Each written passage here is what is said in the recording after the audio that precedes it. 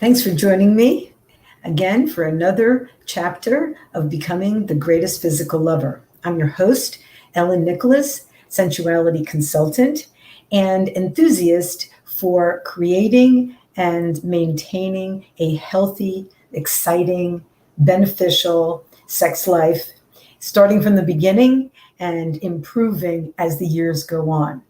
Tonight's topic is the different kinds of orgasm, specifically clitoral, vaginal, and the elusive blended. I'll talk about all three, what makes them different, give you some ideas on how to achieve them. But before I go into any of that, the most important thing I want you to remember is that all orgasms are good. They're good for you. They're good for your heart. They give you a little aerobic workout. They're good for your skin. They flush out toxins. They're good for your mental state. So they are a freebie that the Creator has given us so that we can stay joyful and that we can stay blissful in a physical way. You can find that bliss through meditation. And some people think that they can find that bliss through a delicious pizza. But the most exquisite physical pleasure that any person can have is through orgasm. Now, tonight I'm specifically going to stick with the topic of women's orgasm. Now, there are three different kinds, and men also have three different kinds of orgasm. But that's a whole nother topic for another night. This is on becoming the greatest physical lover. So it is men who want to be able to please their female partner that will want to know about this, and women who will want to please their female partner that will want to know about this. So that's what we're going to focus on tonight. Now, the most popular orgasm of all is the clitoral orgasm. It's popular because you can see the clitoris. It's on the outside of the body. The only reason women have clitoris is because if it had stayed an X chromosome, it would have grown into a penis. But a Y chromosome. If it stays X, then it's female. If it becomes a Y, then it becomes a male. So the male chromosome kicked in, and the thing in him that became his penis is the thing in her that became her clitoris. Because we all start off female. I don't know if you know that, but at one point in gestation, it either becomes a male or it remains a female. So the clitoris, unlike the penis, has only one function, and that is orgasm. That's it. It is meant for pleasure. And I know there are still some societies out there that don't want women to have pleasure, but I think that kind of idea, that archaic way of being, is slowly being chipped away. And if we stand up for ourselves as sensual and sexual beings, then we will not necessarily continue to go down that path. So the clitoris is the most popular orgasm. I just want to make it clear that not all women have orgasm. Actually, 10% of women never, ever have an orgasm in their entire lives. There are many different reasons for that, psychological, physical, but 10%. So of the 90% that actually do have orgasm, 95% of them have clitoral orgasm, and not with any kind of regularity, because the clitoris has to be approached properly. Actually, during foreplay, if a man or a woman is going to pleasure their partner so that they'll have a clitoral orgasm, believe it or not, the clitoris is the last place to go in stimulation. If you attack it, whether it's with your hand or your mouth or whatever, instead of it being exciting, it can actually be painful and uncomfortable. So it is about the technique. It is about taking the time to excite the rest of the person. I always say that the orgasm starts in your mind. So get that fired up with some kind of imaginative play, and then work your way down to the clitoris. Now, depending on the age of the woman, and what kind of medication she's taking, or what kind of surgery she might have had. Not all women are going to excite the same way. One of the things that I think is very, very beneficial is to heat the area up with a good quality oil. And I like Bliss. I know I've told people about this before. This is a phenomenal product. It's a cannabis-infused intimate oil. And a little tiny bit of this on the clitoris is wonderful for getting the blood flowing into the area and creating a wonderful warming sensation. So not only is that going on, but you continue and you can actually spread it throughout the genitals and inside as well. But right now, if you want to get the clitoris excited, a tiny bit of this about 10-15 minutes before playtime is highly recommended. So also another point to remember about orgasms, it's not a competition, and orgasms are as individual as the people who have them. No two orgasms are the same, just like no two waves in the ocean are the same. So you might have had one time that was just absolutely mind-blowing, and you want to do that again, and maybe you'll come close and maybe you'll supersede it. But it's not a competition. And if you put that kind of pressure on yourself that it has to be whatever, then you're going to be actually diminishing your ability to have an orgasm. So it's not the focus on the future, it's the focus on the present to make the body stimulated and the mind stimulated. So now the clitoris is super sensitive. As I mentioned, if the baby, the fetus had become a male, it would have been her penis. So it would have been the penis. So it is super, super sensitive. And unlike other orgasms, the clitoral orgasm is usually singular. In other words, you can have one, and it's very, very intense and very explosive, very dynamic, but to touch it again afterwards or immediately afterwards is almost painful. It's so sensitive. So there's nothing wrong with a clitoral orgasm, and it's a good idea to learn how to approach it with, just the right touch. Of course, what can touch it? Fingers, lubricated, of course. Tongue, that's already lubricated.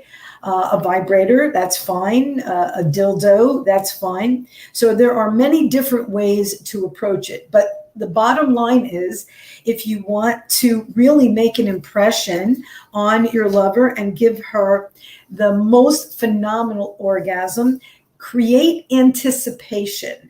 Don't attack the most sensitive area of her body, because if you do, the opposite of pleasure will be what happens. It can't be rushed. And the clitoris does not produce any natural lubrication on its own. That natural lubrication comes from the vagina.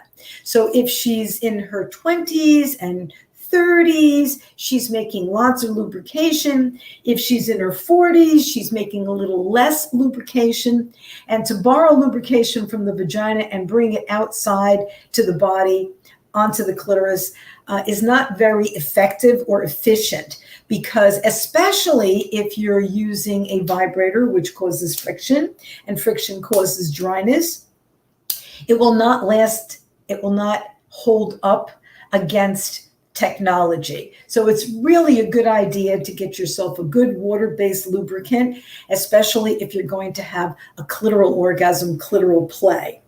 Now, there are a couple of phenomenal positions for clitoral stimulation, but I think the one that works pretty much every time is oral sex. Someone having cunnilingus with another individual, and if that someone is a male, it's a good idea to either be very clean shaven or to have a nice soft beard, because it's super sensitive down there.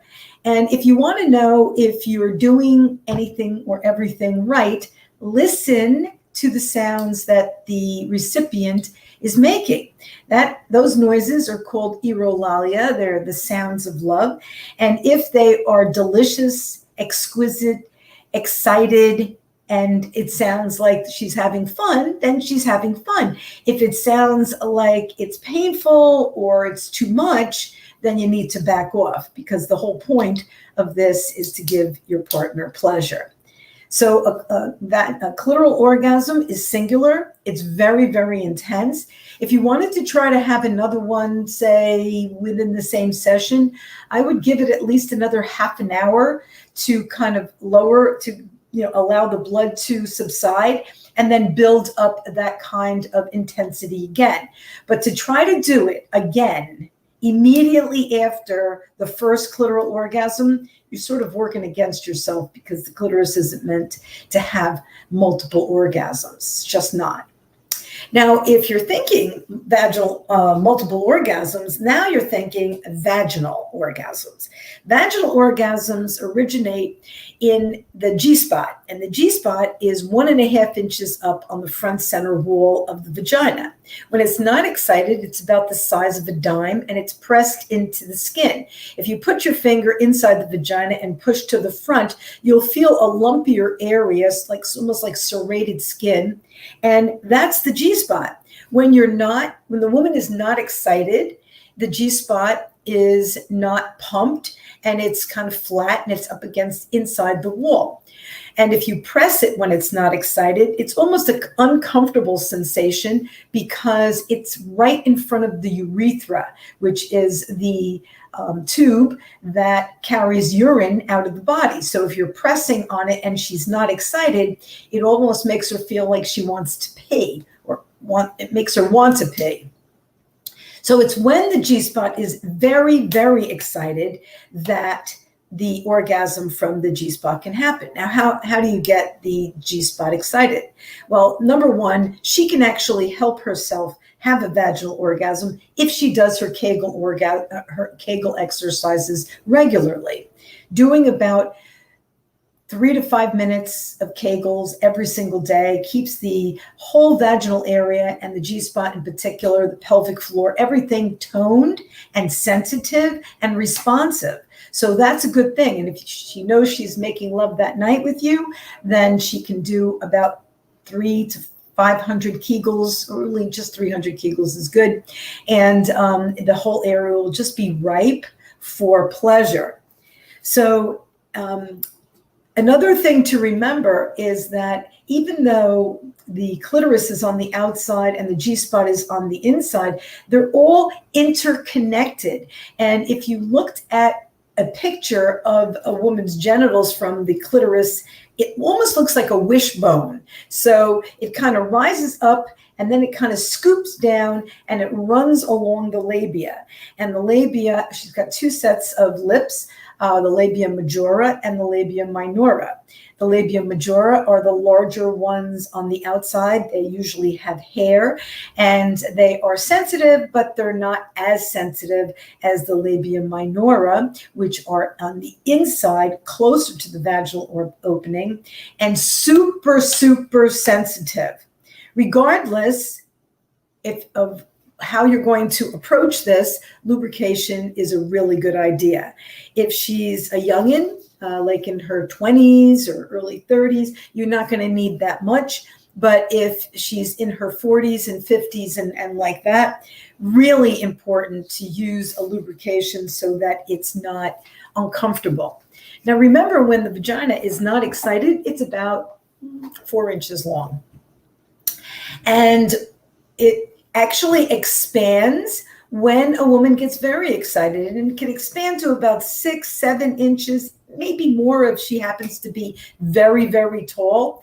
That's why in the Kama Sutra, they actually match up men and women by height and body type to make the best lovers, because if you take a very large man and try to put him all the way into a very small woman, it could be very, very painful. So they try to match up body parts in the Kama Sutra. I'm not saying that you should do that, but just keep in mind that the vagina is not really going to grow much more than 6 inches. So if you've got an 8-inch tool there and you want to ram it home, you're just going to hurt her, and you very well could rip her too.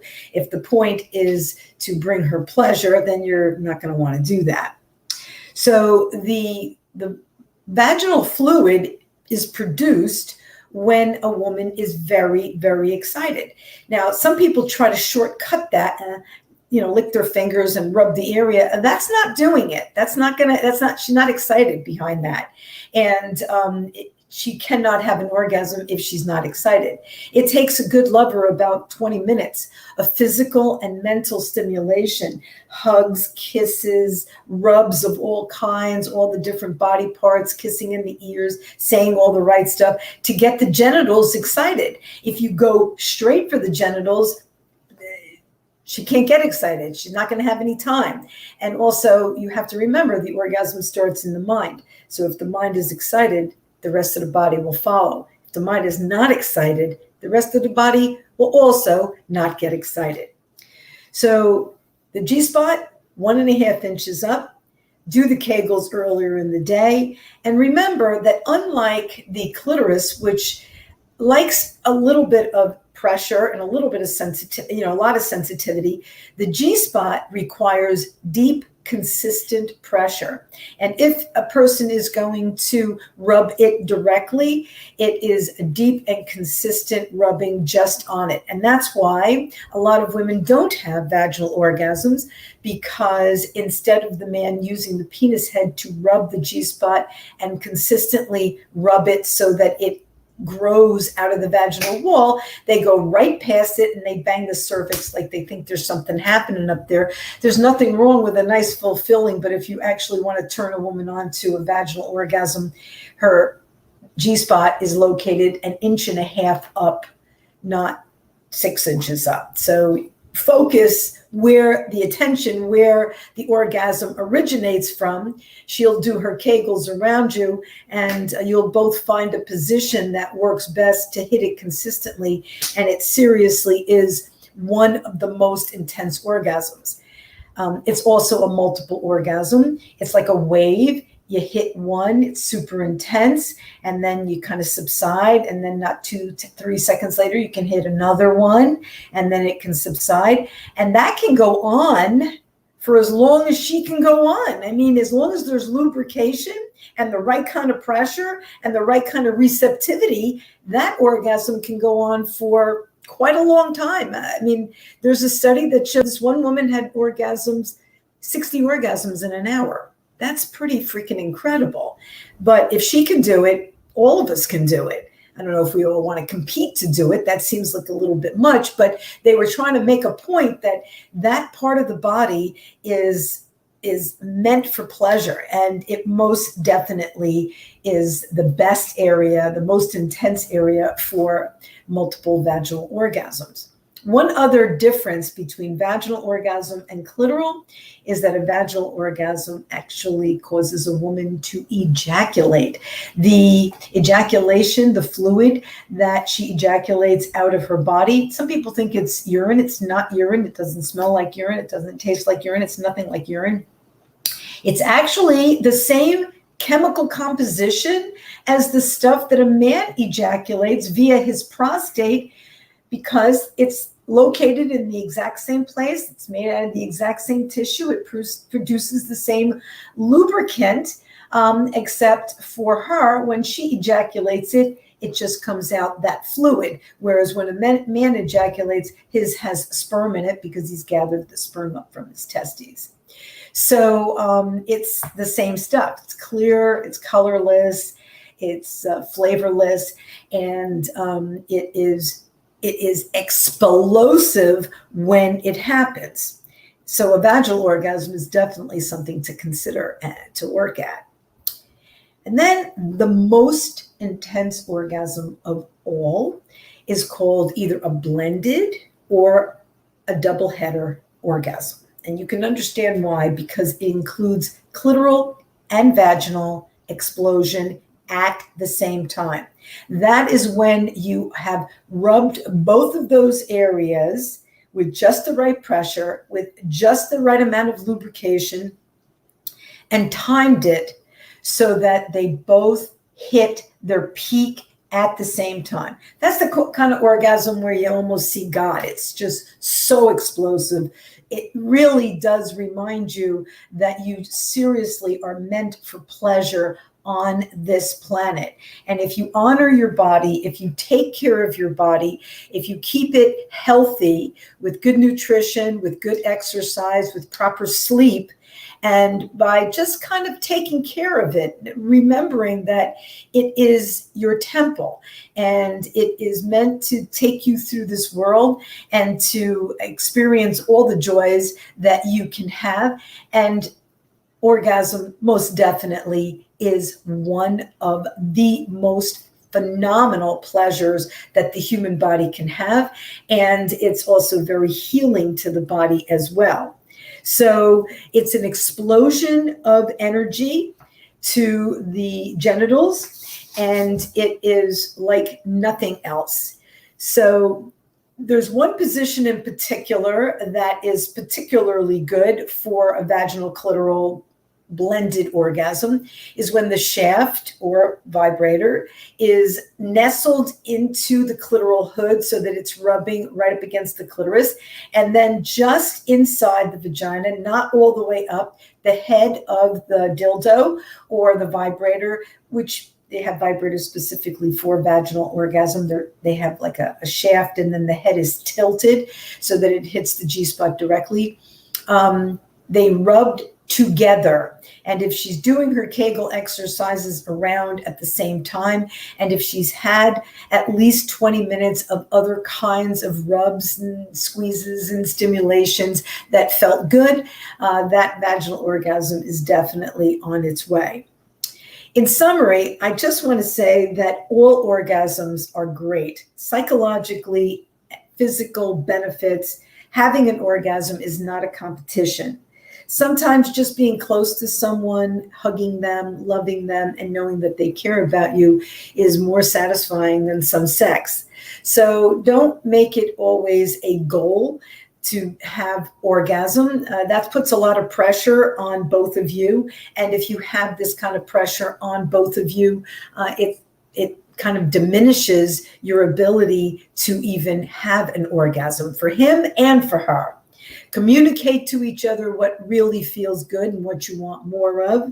Eulalia is a form of communication that indicates deep and exciting pleasure. So listen very carefully to the moans and groans and squeals of delight that are coming from your partner. And if you're not hearing that, then maybe you want to back up and find out what's going on. Having phenomenal orgasms is a very real possibility. It takes time. It takes good communication. It takes lots of lubrication, and it takes a certain amount of fitness so that you can endure and so that your body and your genitals in particular will respond to the stimulation in the way that they're supposed to. If you're taking medications which actually reduce the amount of lubrication that the woman makes, if she's taking medications that dry her out, that's when extra water-based lubricant is particularly important. And like I said, you really cannot shortcut the Kegels because they keep everything toned, excited, and ready. Well, I hope you have enjoyed this episode, this chapter on becoming the greatest physical lover. I love doing these. If you have any questions, please send them to ypi69@hotmail.com. I will be more than happy to address the questions that come in, and maybe we'll do a whole show on some of those questions. Thank you so much for joining me this evening. I hope that you have phenomenal, wonderful, blissful, orgasmic pleasure. And join me again next week for another episode of Becoming the Greatest Physical Lover. I'm your host, Ellen Nicholas, sensuality consultant. Namaste.